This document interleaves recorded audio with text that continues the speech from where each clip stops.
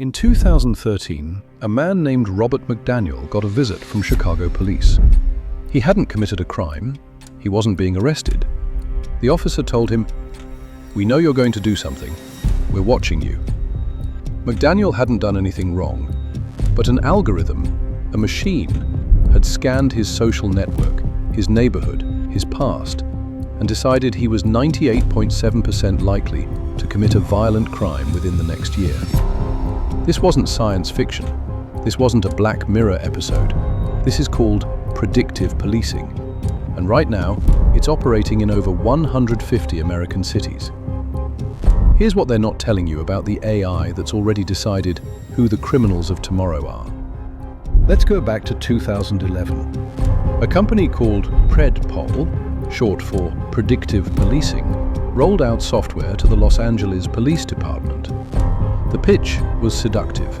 Feed the AI historical crime data, and it will tell officers exactly where crime is about to happen. Not after the fact, before. Within 2 years, cities from Santa Cruz to Atlanta were paying millions for this technology. The marketing called it a mathematical crystal ball. Here's how it works. The algorithm ingests years of arrest records, calls to 911, geographic data, and it outputs a red box on a map. Officers are told to patrol inside that box. The theory is simple: show up before the crime happens. But here's where it gets disturbing. Because the data the AI is trained on wasn't neutral. It was built from decades of arrests in predominantly Black and Latino neighborhoods, areas that were over-policed to begin with. And when you train an AI on biased data, you get a biased AI. One that perpetuates the exact system it was supposed to fix. Researchers at Rand Corporation published a report showing predictive policing had zero statistically significant effect on violent crime rates.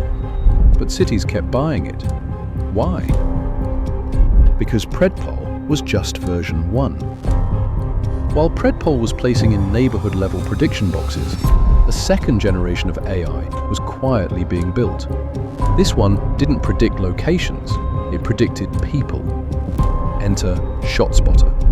You've probably heard the name. It's the gunshot detection system installed across 100+ cities. Microphones embedded in light poles, listening 24 hours a day. When ShotSpotter hears a loud bang, it alerts police instantly, before any 911 call is even made. But here's what the brochure doesn't mention. In Chicago alone, 89% of ShotSpotter alerts led to no evidence of a gun crime. These are AI-generated false alarms, and people are being stopped at gunpoint because of them. Then there's Clearview AI. This company scraped billions of faces from Facebook, Instagram, LinkedIn, and news websites without consent. Their software can identify any person caught on camera within seconds. It's already been used by over 3,100 law enforcement agencies in the United States. Think about that. Every time you posted a photo online, you may have trained the AI that will one day identify you on a street corner. And Clearview is just the one we know about. Here's the part that keeps researchers up at night. Across the United States, there are 79 intelligence fusion centers, government facilities that aggregate data from local police, federal agencies, and private companies. Most Americans have never heard of them. They were created after 9/11 and have operated largely in the shadows ever since. Fusion centers don't just use arrest records, they buy data from data brokers. Data brokers are companies that legally purchase and sell your personal information. Your location history from your phone, your financial transactions, your political affiliations inferred from your browsing habits. And because the government can't legally collect much of this data directly, they simply buy it from companies who can. The ACLU calls this the data broker loophole. It lets law enforcement build a comprehensive behavioral profile of any American citizen, without a warrant, without your knowledge, and without breaking a single law. Now combine this with predictive AI. You have an algorithm that knows where you live, what you buy, who you associate with, what political content you consume, and what your face looks like. It runs all of that through a model trained to find patterns associated with crime. And it assigns you a score, a risk score. That might already exist. For you, right now.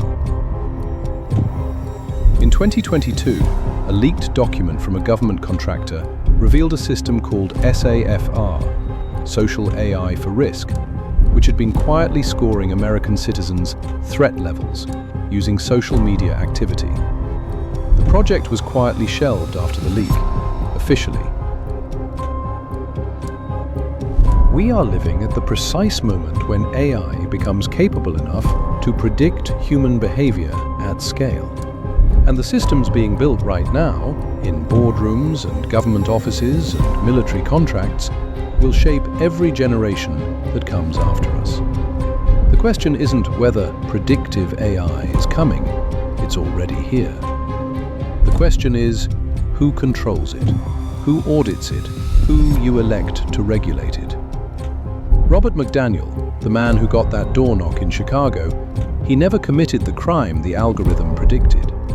He's still alive, still living in his neighborhood, still wondering why a machine decided he was dangerous before he ever did anything at all. If this video made you think differently about the technology being built around you, share it. Not because I need the views, because the more people who understand this, the harder it becomes to deploy it in the dark. I'm going deeper on AI surveillance every week. Subscribe and drop a comment. Do you think predictive policing should be legal? I read every single one.